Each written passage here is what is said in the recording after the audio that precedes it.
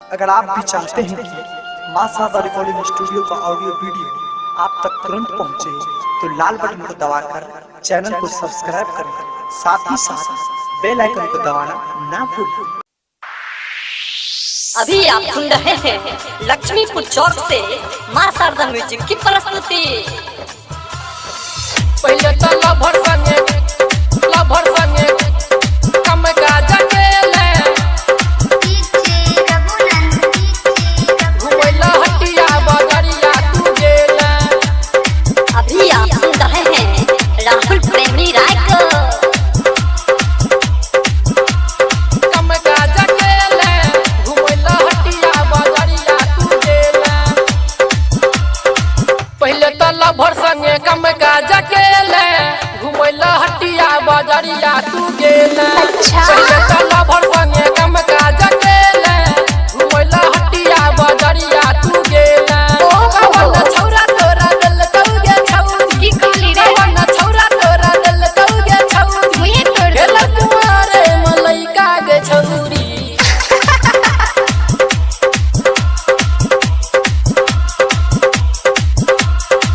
पहले तो लभर संगे कम गाजा केले घुमैला हटिया बजरिया तू गेला।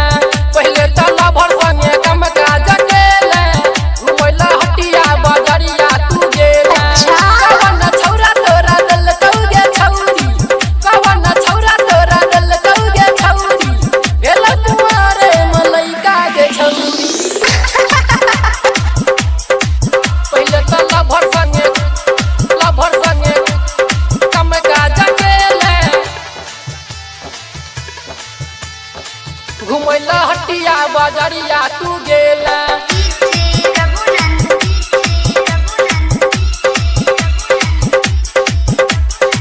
पहले तो लभर संगे कम गाजा केले घुमैला हटिया बजरिया तू गेला। पहले तो लभर संगे कम गाजा केले कवन डीजे वाला दल को मोबाइल गे आधी आधी रतिया के करे छे तू बात गे। कवन डीजे वाला दल को मोबाइल गे आधी आधी रतिया के करे छे तू बात गे।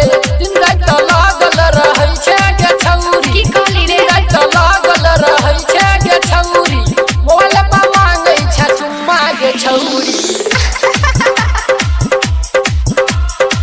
पहले तो लभर संगे कम गाजा केले घुमैला हटिया बजरिया तू गेला।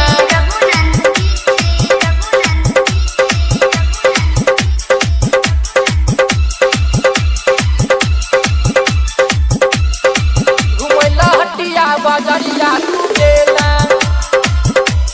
कम गाजा केले काचे उमिरिया में केले काम गे छोरा सब तोड़ देतो पल भर में सिही लगे। काचे उमिरिया में केले काम गे छोरा सब तोड़ देतो पल भर में सिही लगे। दिन पर दिन नमहर भेलौ गे छौरी की कहली रे? दिन पर दिन नमहर भेलौ गे छौरी कोना भेलौ सभे पूछै छौ छौरी। घुमैला हटिया बजरिया तू गेला। पहले तो लभर संगे कम गाजा केले घुमैला हटिया बजरिया तू गेला। पहले तो लभर संगे कम गाजा केले घुमैला हटिया बजरिया तू गेला। कवन छौरा तोरा दिल कौगे छौरी राहुल प्रेमी तोरा दिल कौगे छौरी भेल कुंवारे मलैका गे छौरी।